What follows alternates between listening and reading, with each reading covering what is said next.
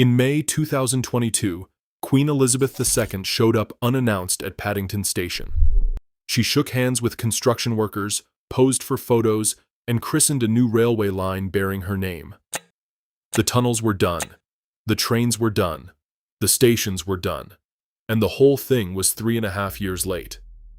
The question nobody asked out loud, standing on that platform surrounded by politicians and hard hats, was, if the tunnels were finished, what exactly took so long? The answer you will find in most places goes something like this: software bugs, pandemic disruption, a contractor problem at Bond Street. All true. None of it sufficient. Crossrail was approved in 2007. Construction started in 2009. The original opening date was December 2017. Then it was pushed to December 2018. Then to autumn 2019. Then to a delivery window between October 2020 and March 2021. Then to summer 2021. And finally to May 2022. That was not one delay. That was 5.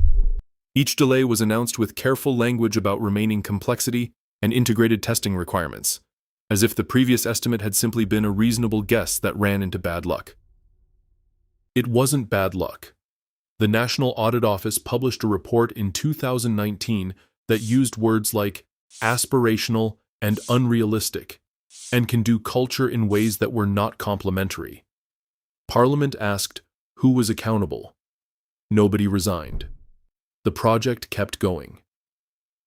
What the official story misses is that the delays were not a series of separate problems stacking up on top of each other.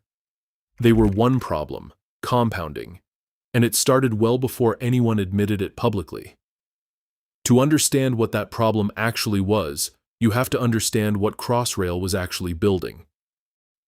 Crossrail is 118 kilometers long.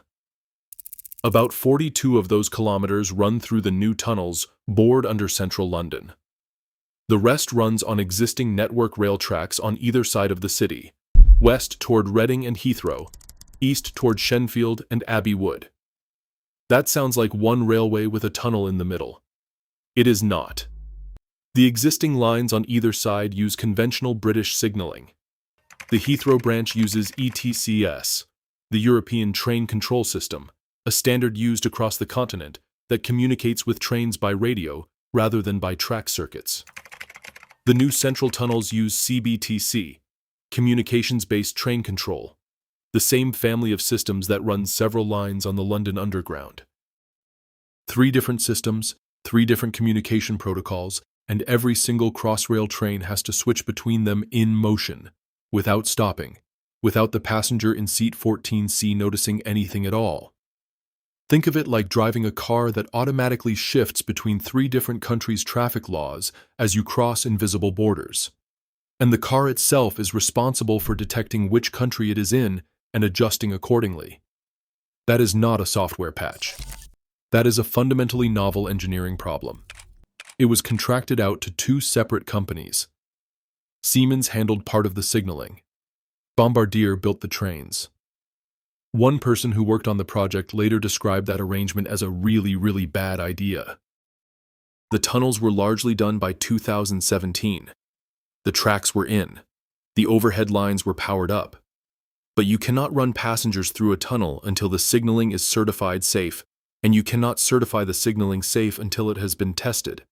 And you cannot test it properly until the physical infrastructure it runs on is complete and stable. In October 2017, equipment at Pudding Mill Lane substation, a power distribution node feeding the eastern end of the tunnels, exploded. The blast was not catastrophic, but it knocked out the ability to run trains through that section for months. Dynamic testing, meaning actual trains moving through actual tunnels under the actual software, had to wait until February 2018. That delay pushed everything back. When testing finally resumed, the chief executive at the time described the results as less than productive. He said the software was still in evolutionary stages. That phrase is important. Software on a project like this is not written once and then tested.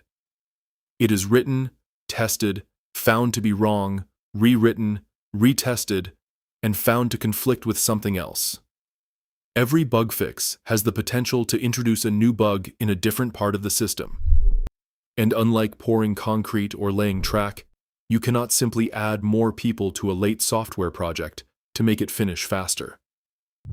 That observation was formalized by a computer scientist named Fred Brooks in 1975. He called it Brooks's Law. Adding people to a late software project makes it later, because every new person has to be brought up to speed by the people already working on it, taking time away from the actual work. The Crossrail board does not appear to have been familiar with Brooks's Law. Between 2018 and 2022, the workforce on software and systems grew substantially. The delays continued. While the software problem was grinding on, a separate issue was making it worse. Bond Street Station, one of the 10 new underground stations built for Crossrail, ran 1 full year behind every other station on the line. The reason traces back to 2014, when the tunneling beneath Bond Street fell behind schedule. That single delay rippled forward. Station fit-out cannot begin until the tunnel is handed over. Systems installation cannot begin until the station shell is complete. And crucially, you cannot run a full end-to-end systems test of the central section until every station on that section is ready to support a train. Bond Street was not ready, so the test could not run. So the certification could not proceed. And so the entire central section sat finished but unusable, waiting on one station in the middle of Oxford Street. The new chief executive, Mark Wilde, who took over in late 2018, told the London Assembly the following January that there were many, many thousands of hours of work remaining in the tunnels, and many, many months of work at every station. The previous management had been reporting that the project was essentially in its final stages. Both things could not have been true at the same time. The financial numbers are concrete enough to be worth sitting with.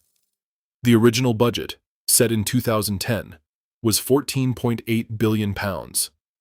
By the time the Elizabeth line opened, the total had reached approximately £19 billion. That is an increase of roughly £4.2 billion. Around £2.5 billion of that was added between 2013 and 2018 through design changes and contract renegotiations. The contract structure contributed significantly to this. Crossrail Limited managed 36 main contractors. The contracts were written so that individual contractors were protected from delays caused by other contractors. When one contractor ran late, Crossrail Limited had to compensate the contractors downstream, who were now sitting idle waiting for their work to begin. It was a system that efficiently transferred risk onto the public purse and removed the financial incentive for contractors to coordinate. Meanwhile, nearly 500 train drivers were hired and kept on payroll during the delay period, at a reported annual cost of around £25 million. Trained and certified, with nowhere to go.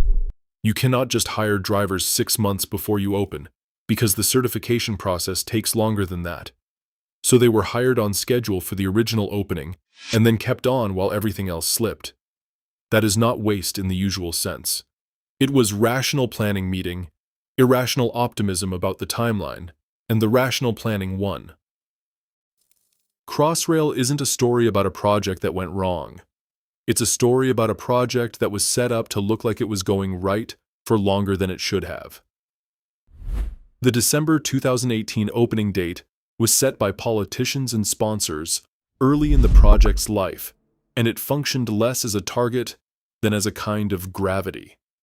Everything bent toward it. Risks got downplayed. Warning signs got absorbed rather than escalated.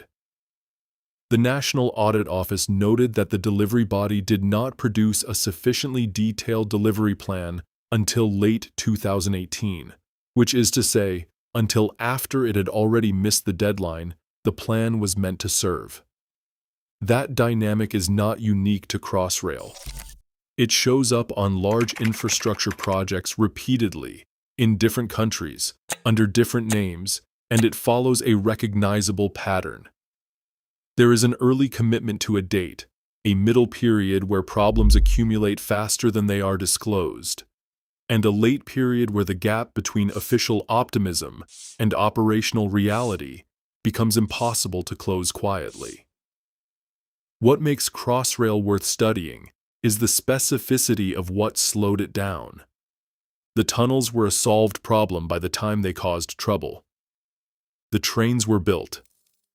The delay lived in the interface, in the seam between the physical infrastructure and the software that animates it, and in the seam between the contractors who were supposed to be coordinating but had no contractual reason to do so.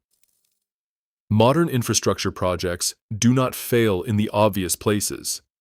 They fail exactly where two different systems have to work together, and nobody has clearly assigned ownership of that gap. The Elizabeth Line now carries hundreds of thousands of passengers a day. Journey times that used to take 40 minutes take 10. The thing works. But the next time you board at Paddington and feel the train switch, somewhere beneath the city, from one signaling system to another without a flicker, know that the switch you did not notice took about 4 years longer to build than anyone was willing to admit.